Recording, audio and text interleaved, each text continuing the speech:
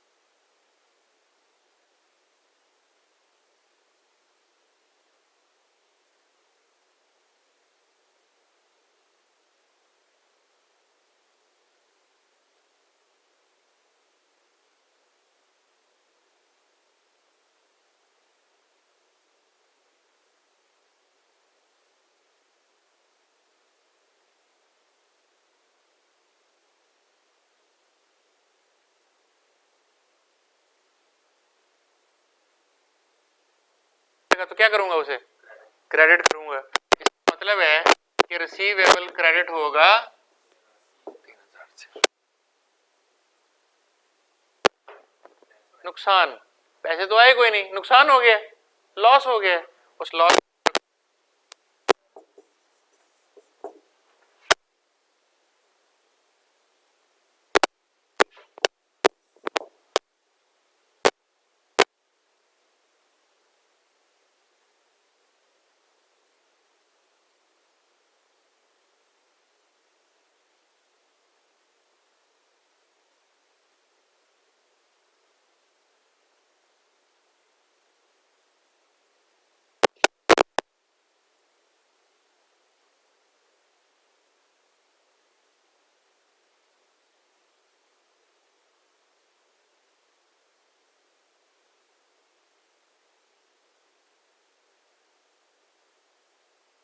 Receivable का account है। Bad debt debit हुआ, रिसीवेबल क्रेडिट। बैड डेट की अकाउंटिंग खत्म हो गई। अब डाउट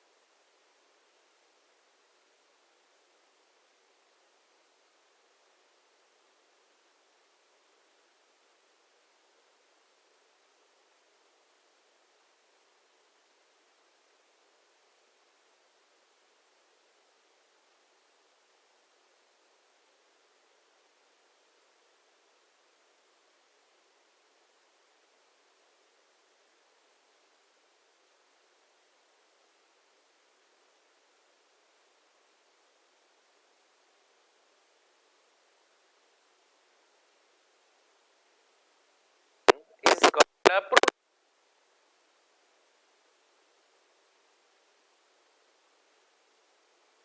हम उसको कहेंगे प्रूडेंट है, ठीक है।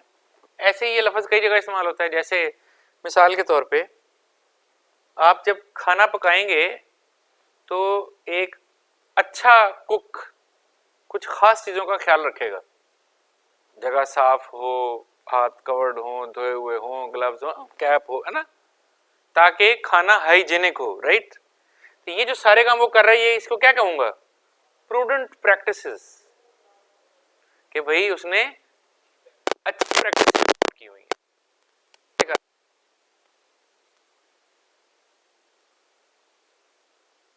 तो मेरी फाइल क्या बता रही है, मेरी पोजीशन बता रही है, नहीं कि मेरी फाइनेंशियल स्ट्रेंथ क्या है। और अगर उनमें कोई ऐसे डेट्स हैं जो डाउटफुल हैं, जिनके पैसे ही नहीं मिलने हैं, और उनको मैं भी दिखा रहा हूं कि हाँ मेरे रिसीवेबल हैं, तो ये कोई सही प्रेजेंटेशन तो नहीं है। मिसाल के तौर पे करोड़ के, तो मेरी स्टेटमेंट ऑफ फाइनेंशियल पोजीशन में रिसीवेबल आ रहा होगा 5 करोड़ का, आ रहा होगा। 2 करोड़ डूब जाना है, डूबा नहीं है, तवक्का है कि डूब जाना है। मैं लोगों को दिखा रहा हूँ भाई मेरे पास 5 करोड़ के एसेट है, असल में वो 3 या 3.5 के हैं या 4 के हैं, भाई पूरा 2 तो नहीं मेरी तवक्का है कि यार ये डाउट हो सकता है ये दो में से ना कोई 30% शेयर डूब जाएगा, 70 ही मिलेगा। तो अपनी वेल्थ दिखाऊं लीडिंग है। तो अकाउंटिंग ये मांगती है कि अच्छा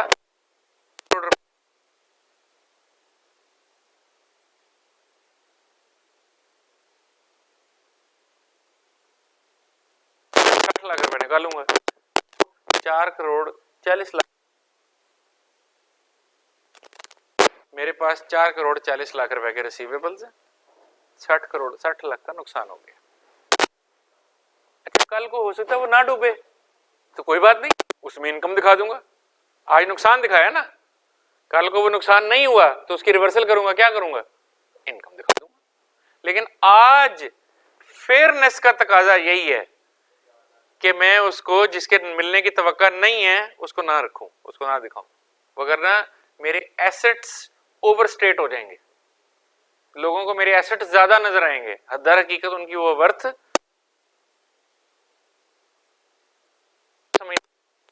करें। प्लाट फर्ज कर लें, एक प्लाट आपने खरीदा करोड़ रुपए का और आज मार्केट में उस जैसे प्लाट की वर्थ करोड़ रुपए ही है। आपको ये पता चला है कि इसके कागज जाली हैं, जो आप खरीद चुके हैं अब उसके कागज, क्या ख्याल है? अब आप लोगों को कहें जनाब अपने करोड़ रुपए की प्रॉपर्टी है तो क्या ये फेयर है? बात तो फेयर नहीं है, दरअसल तो वो आपकी है ही नहीं, कागज जाली, आपके साथ तो फ्रॉड हो गया। अभी हालांकि आपने दिया हाथ से करोड़ रुपया, लेकिन आपके साथ तो फ्रॉड हो गया, कागज जाली है, आपके हाथ में तो है ही नहीं करोड़ रुपए का एसेट। अब आप लोगों को कही जाएंगे भाई मेरे पास करोड़ रुपए का एसेट है, असल में तो है ही नहीं। अच्छा आप कहेंगे नहीं नहीं मैं मुकदमा करूंगा, ये करूंगा, चांसेस हैं कि कुछ पैसे रिकवर भी हो जाएंगे। भाई एज ऑफ टुडे तो नहीं है ना, जो तो आन के तो फिर देखेंगे।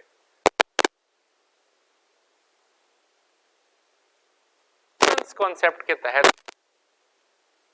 जब आप अपनी फाइनेंशियल स्टेटमेंट बनाएं तो प्रूडेंस का मुजाहरा करें, अपने एसेट को ओवर वैल्यू मत करें, सही दिखाएं, जितने पे हैं उतने पे दिखाएं, ताकि अगर उसमें कोई डाउट है तो निकालें उसे, वो दिखाएं जो सही वैल्यू है।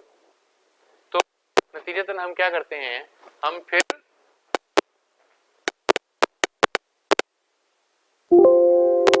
डाउटफुल डेट को भी रिकॉर्ड, फर्ज अब आपका रिसीवर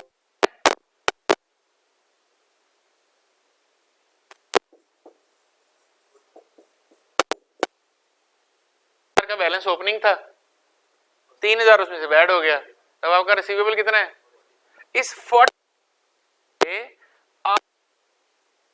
है % डूब जाएगा।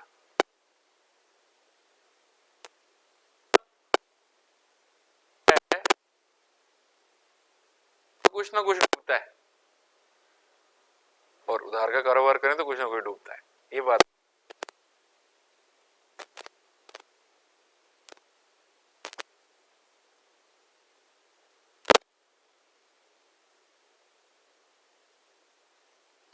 होगा कैसे होगा, तो ये हो सकती है, एक वजह हो सकती है कस्टमर ने डिस्प्यूट कर दिया, उसने कहा नहीं तुसी गलत माल भेजे सी, मैंने बिल्कुल ठीक भेजा, नहीं गलत है ऐसी है, देखो तुहानू फोटो भेज रहे हैं, तो कहा भाई जब मैंने भेजा तो बिल्कुल ठीक था, वो कहा मेरे को खराब है, देखो फोटो टूटा हुआ है। अब आप क्या करेंगे, पैसे तो उसने भी दिए नहीं उधार है, वो लड़ाई झगड़ा करेगा, इवेंचुअली वो कोई कटकटैया करेगा, वो कहेगा अच्छा चलो ठीक है मैं इसका 50,000 काटूंगा, बाकी का 2.5 लाख मैं आपको दे देता हूँ। तो कुछ ना कुछ डूबेगा, क्योंकि उधार है ना, नकद लिए हुए हो तो आप कहेंगे भाई ठीक है जा फिर तू जो तू कर सकता कर ले, क्योंकि पैसे आप ले चुके हैं, लेकिन उधार किया है तो डिस्प्यूट भी आएंगे, और डिस्प्यूट में पैसे मर भी सकते हैं, और कोई एक्चुअली पैसे किसी ने आपसे उधार किया, पैंडेमिक आ गया, सारे कारोबार बंद हो गए, दुकानें बंद हो गई, अब वो कहां से भाई पैसे। फर्ज करें आपकी कपड़े की दुकान है, आप मार्केट से कपड़ा खरीद के ले आए, क्लॉथ फैब्रिक खरीद के ले आए, दुकान से जाकर पैंडेमिक में दुकानें बंद कर दी, हुकूमत ने कहा भाई बाजार बंद कर दो, अब बाजार बंद है, उसकी दुकान में 50 लाख रुपए का कपड़ा उधार पे आया हुआ है। अब उधार वाला कहेगा पैसे दे, वो कहाँ से दे? वो कहेगा सौदा बिकेगा तो दूंगा, वैसे कैसे दूंगा, तो अपना कपड़ा वापस चुक ले। वो कहेगा नहीं रहने दे, वो कहेगा फिर अब कोई ना कोई बीच का रास्ता निकलेगा ना निकाल सकता है कपड़ा, ना पैसे मिल रहे हैं, कारोबार खराब हुआ है, उसके अपने हालात भी हो सकता है खराब हो जाए और इवेंचुअली हो सकता है वो पैसे दे भी ना सके। देयर कैन बी वे, काम करें तो फिर क्या करेगा वो अपने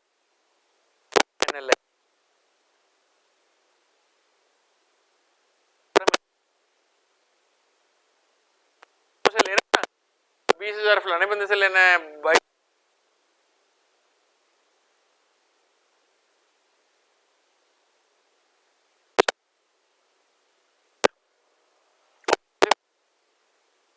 तो ठीक है, लेकिन तजर्बा क्योंकि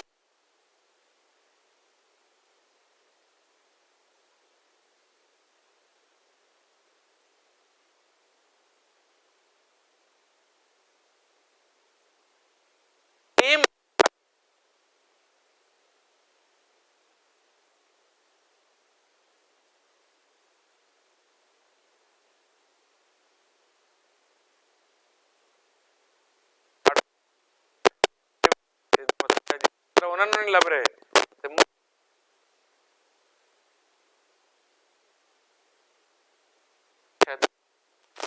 तो बोलते हैं स्पेसिफिक पता है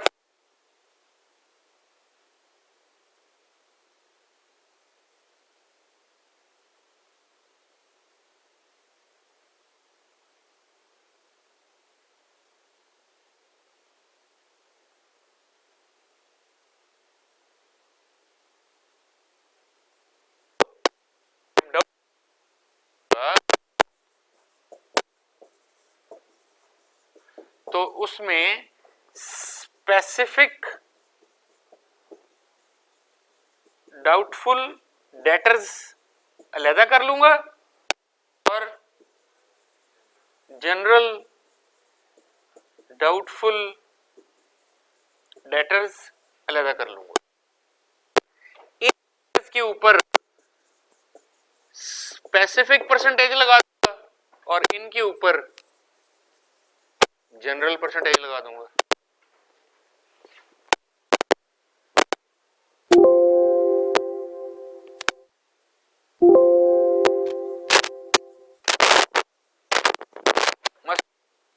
मैंने कहा यार ऑन एवरेज ये जनरल परसेंटेज है और स्पेसिफिक क्या है यार, वो बुलाने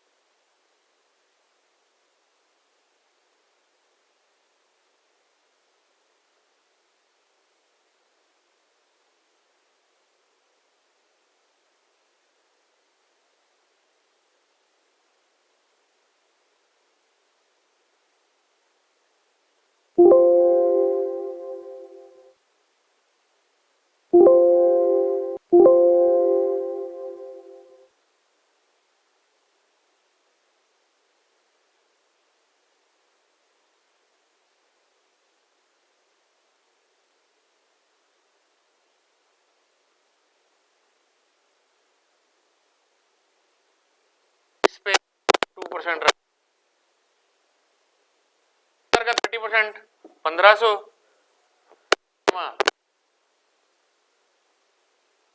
140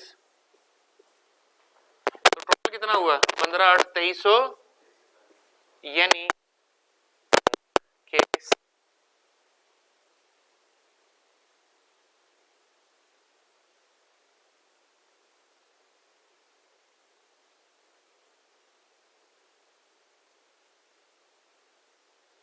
40 की एंट्री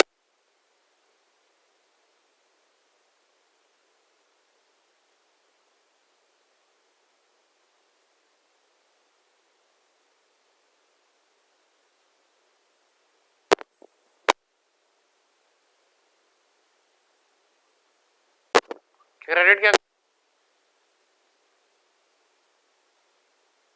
क्रेडिट करेंगे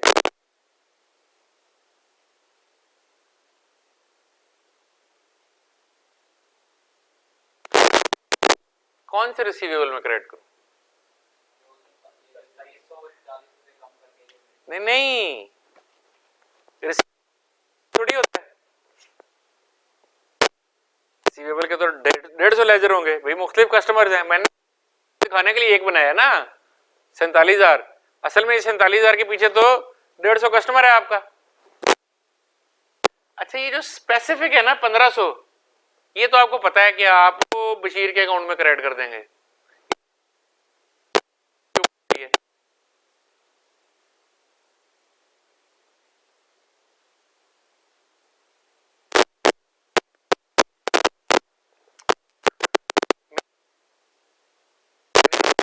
लेना स्पेसिफिक 5,000 लेना है बैलेंस कितना एक बंदे से मैंने 5,000 लेना है उसका बैलेंस कितना होगा 5,000 होगा और कितना होगा जो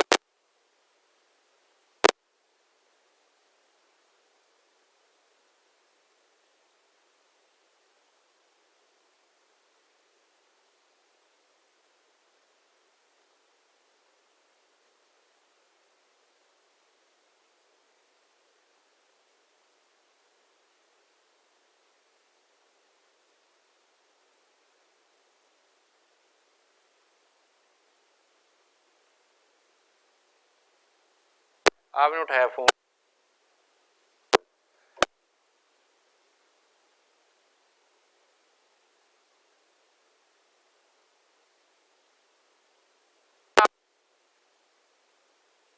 बैलेंस क्या है 3500 लेना है इससे तो आप फोन करेंगे आप कहेंगे सर थोड़ा 3500 2 हफ्ते हो गए ना ओवरड्यू हो गया है वो सोचेगा है 5 देना चाहिए तो 3500 मांग रहे हो कह रहे होने आया तो आपको तो अभी खदशा था आपने उस खदशे का इजहार इस तरह किया कि आपने एक्चुअली डुबो दिया फॉलो अप ही खत्म हो गया अच्छा तो कह रहे तो चलो फिर भी गल है और आपको 100% डाउट है कि ये पैसे नहीं मिलने उसके ऊपर ये कितने परसेंटेज लेंगे 100% 5,000 पे कितनी परसेंट लेंगे 100% वो कितना होगा 5,000 उसके लेजर में क्रेडिट कर देंगे उसका लेजर क्या हो जाएगा नील वो लिस्ट से खत्म हो जाएगा लिस्ट में से गायब हो गया अब आप जिन लोगों को फॉलो अप के लिए उसमें तो वो आ ही नहीं रहा क्योंकि उससे पहले से नहीं लिस्ट में तो उन्हीं लोगों के नाम आ रहे होंगे ना जिन लोगों को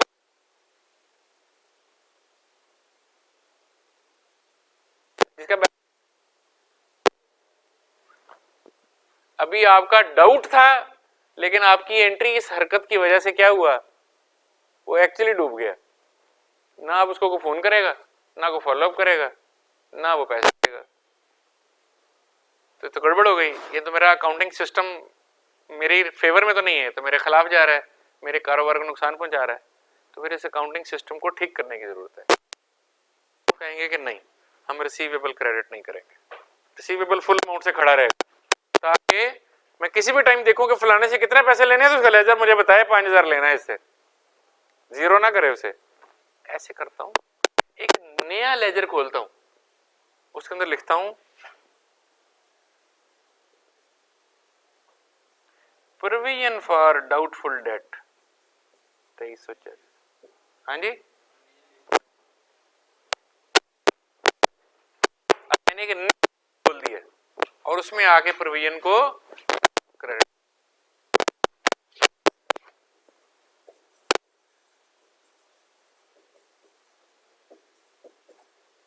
एंट्री क्या बनेगी? बैड डेट डेबिट और प्रोविजन क्रेडिट कि डेटर कम हो गया। मैंने डेटर ही कम किया है, लेकिन डेटर लेजर में जाके कम नहीं किया, एक नए लेजर। अब इससे क्या होगा? रिसीवेबल मेरा पूरी अमाउंट पे खड़ा रहेगा, जब मैं फॉलोअप करूंगा तो पूरी अमाउंट का करूंगा, लेकिन साथ ही मेरा प्रोविजन का बैलेंस भी मुझे बता रहा होगा कि इतने का डाउटफुल भी है। ये बिल्कुल ऐसे ही है जैसे हम जब गुड्स सेल करते हैं तो किस अकाउंट में डालते हैं? सेल्स अकाउंट में। और जब रिटर्न आ जाती है, हालांकि सेल्स में भी डेबिट कर ही सकते हैं, लेकिन हम उसमें डेबिट नहीं करते, हम एक नया लेजर खोल देते हैं सेल रिटर्न के नाम से। क्यों? ताकि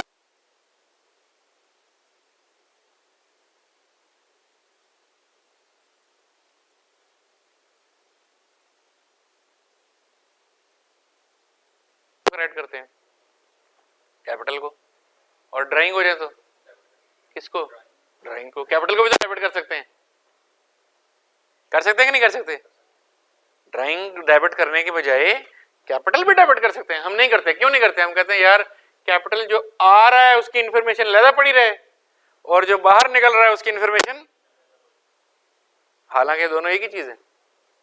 ऐसे ही जो रिसीवेबल्स हैं वो इंफॉर्मेशन लहदा पड़ी रहे, और जो उन रिसीवेबल में से नहीं मिलने डाउटफुल, उनकी इंफॉर्मेशन असल में ये एक ही है। असल में जो प्रोविजन डाउटफुल डेट है वो के बजाय में क्रेडिट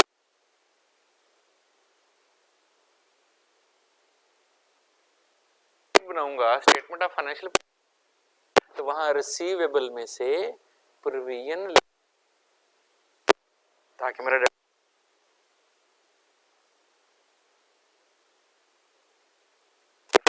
अलग पड़ी रहे। तो ये जो है नहीं, एक्सपेंस क्या है? एसेट।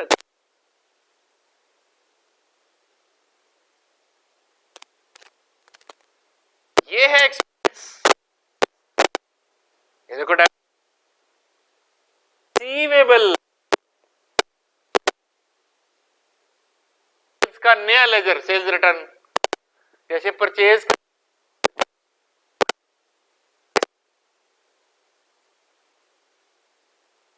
नया लेजर प्रोविजन फॉर रिसीवेबल।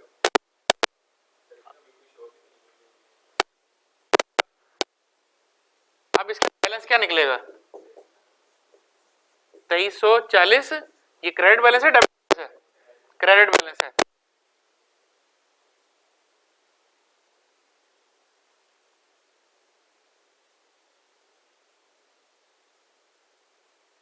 अब जब मैं एक्सओएफपी बनाऊं,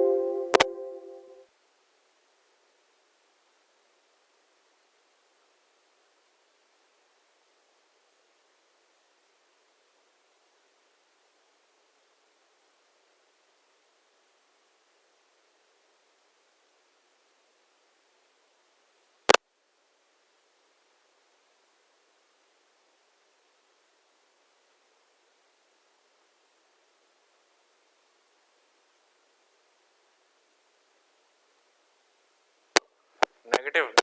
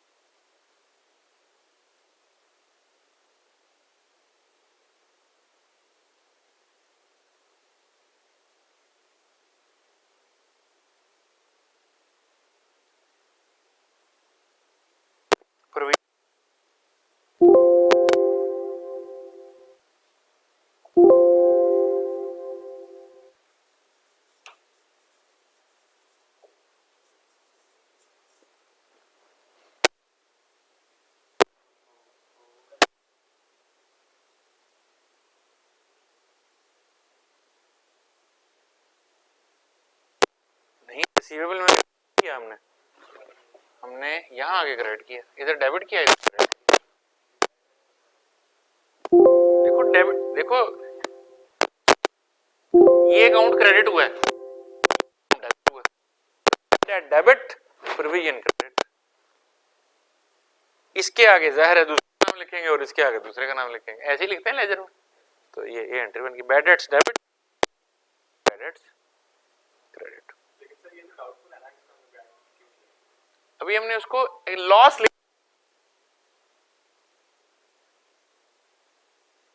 अकाउंट में है कि यार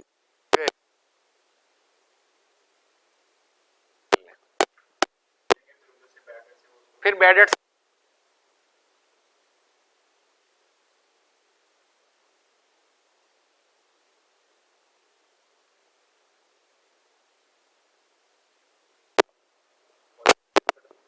नहीं, डबल की नहीं, जो डूबे हुए, हाँ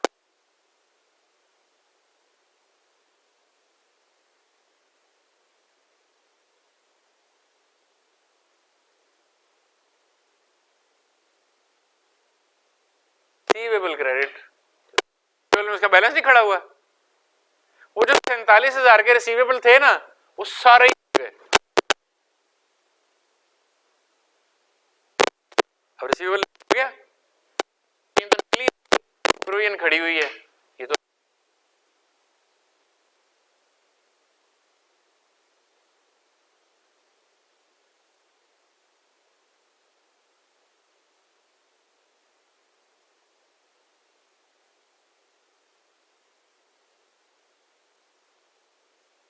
ये पैसे डूब जा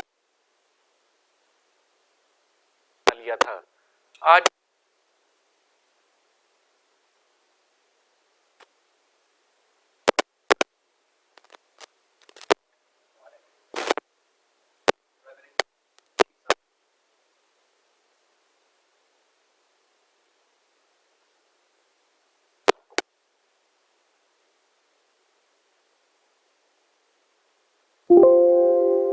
अगले साल प्रोविजन फॉर बैड डेट्स का ओपनिंग बैलेंस कितना है, वही जो पिछले साल का क्लोजिंग बैलेंस बन गया, और वो आएगा ना इधर उलट उलट के,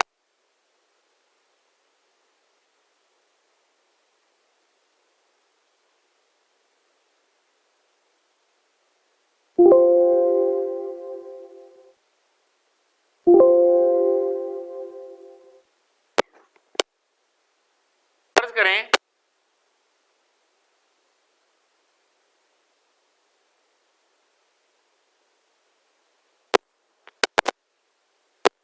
ये साल के आखिर रिसीवेबल का बैलेंस है 2 लाख। आप डालेंगे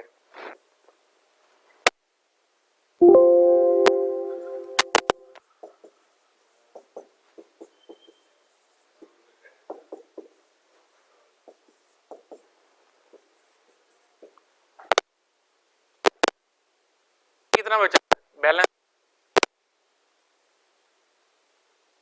185 पे ना 1% प्रोविजन परसेंट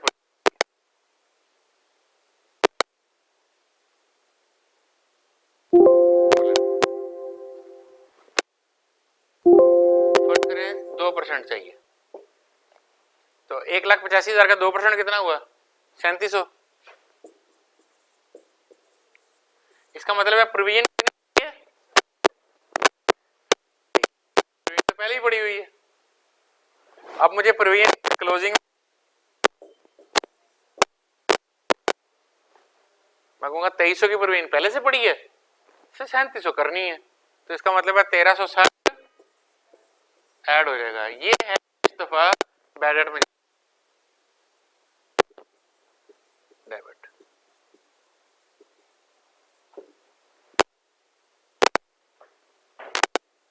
अब फर्ज करो कि मैं कहता कि भाई प्रोविजन चाहिए ही नहीं सिर्फ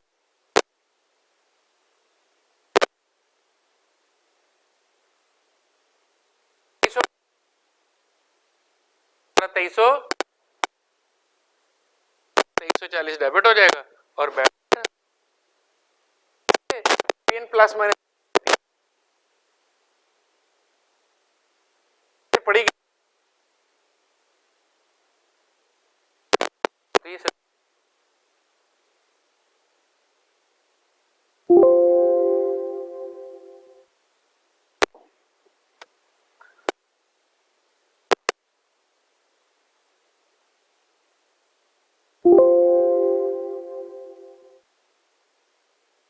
कितना हुआ 16,300 ये किधर जाएगा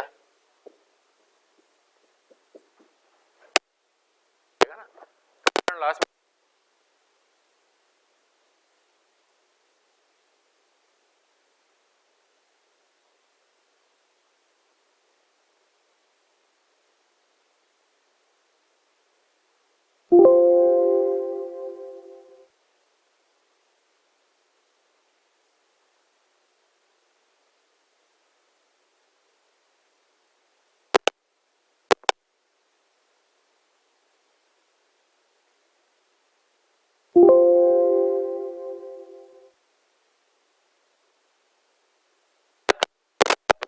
85,000 से लेस प्रोविजन करूंगा 37 तो रिजल्ट 81,000। तो मैं अपने रिसीवर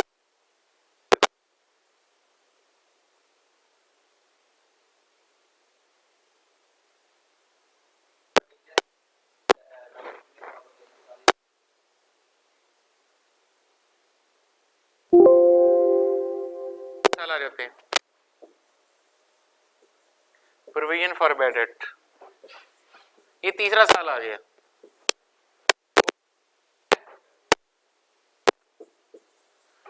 बैलेंस रिसीवेबल इस साल है हमारा लेट से 2,38,000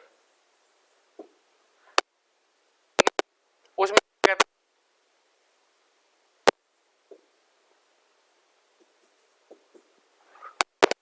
ऐड कर दिया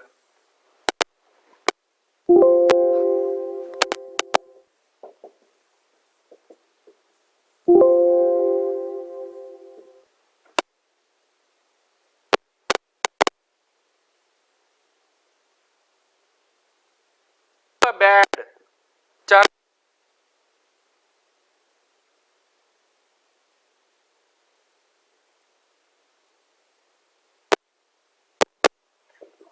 बैड डेट्स रिकवर्ड एंट्री डलेगी cash debit bad debts credit.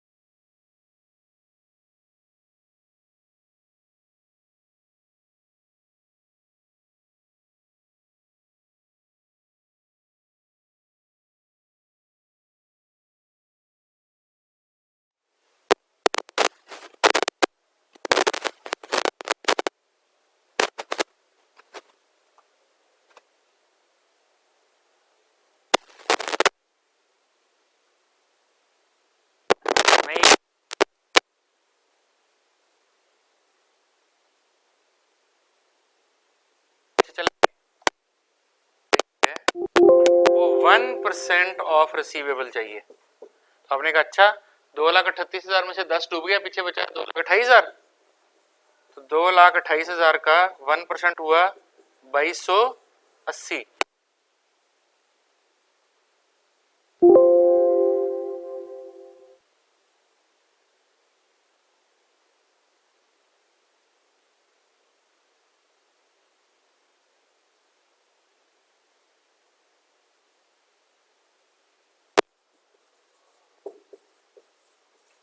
अब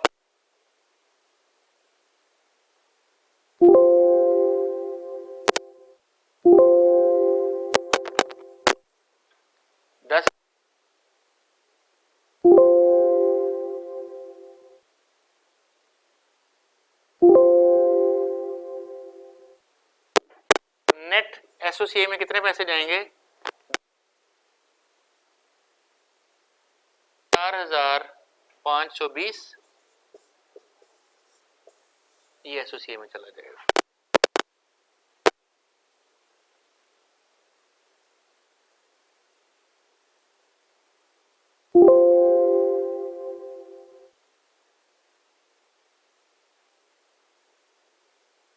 अब जा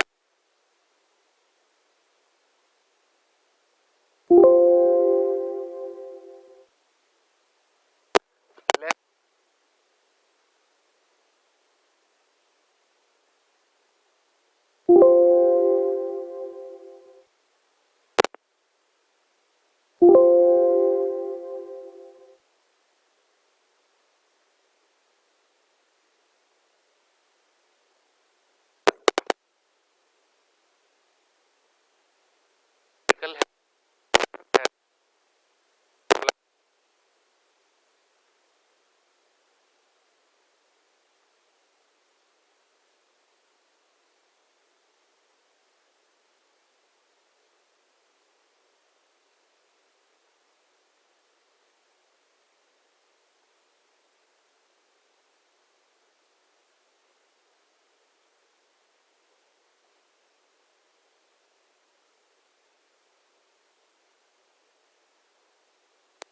मिसाल के तौर पे है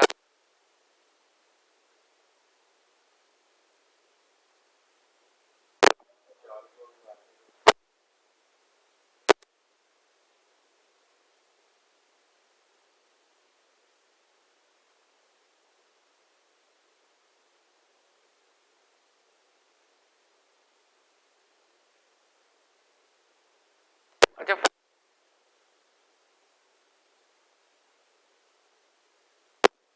5 करोड़, ठीक है, बल्कि 20 करोड़। एक बंदा है उसकी बिजनेस इक्विटी है 20 करोड़, एक दूसरा बंदा है उसकी भी बिजनेस जिसकी इक्विटी 20 करोड़ है ना, पहले वाला, इसके कुल एसेट्स भी यही इसका 20 करोड़ इसकी इक्विटी है। और ये दूसरा बंदा है इसका 1 अरब रुपए के एसेट्स हैं, 80 करोड़ रुपए की लायबिलिटीज हैं और 20 करोड़ की इक्विटी। कौन सा बिजनेस?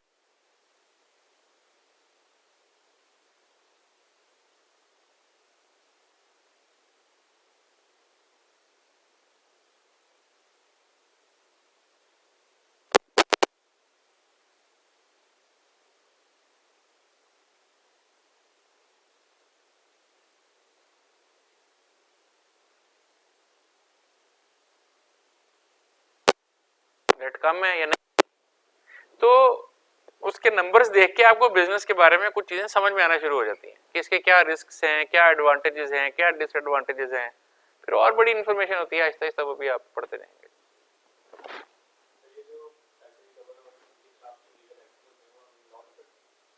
हाँ जी ऐसे ही है, लेकिन अकाउंटिंग लीगल एक्शन की बुनियाद पे बैड डेट नहीं बुक करती।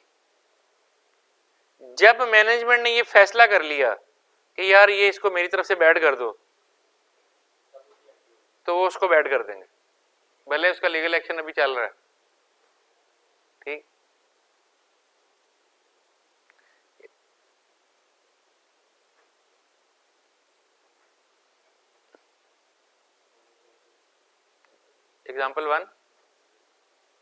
एग्जाम्पल वन,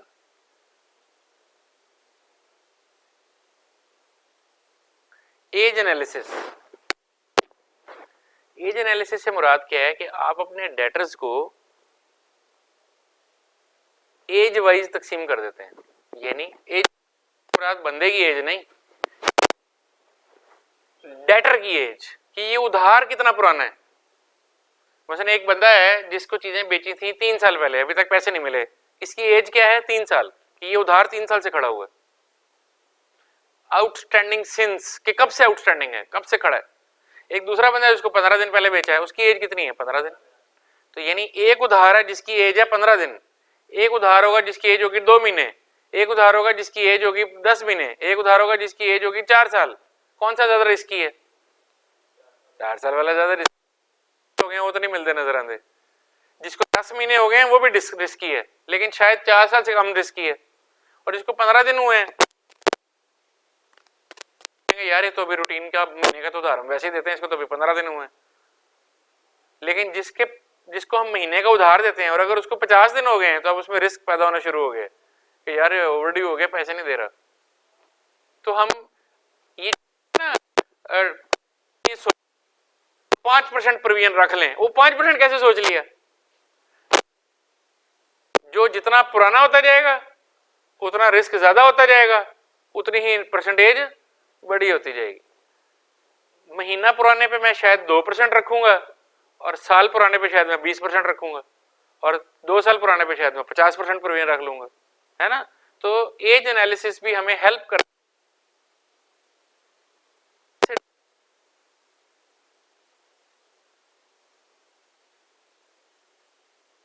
ऐसे भी मुझे बिजनेस में फॉलो अप करने में हेल्प देता है ना। जो ज्यादा पुराना है उसको मैं ज्यादा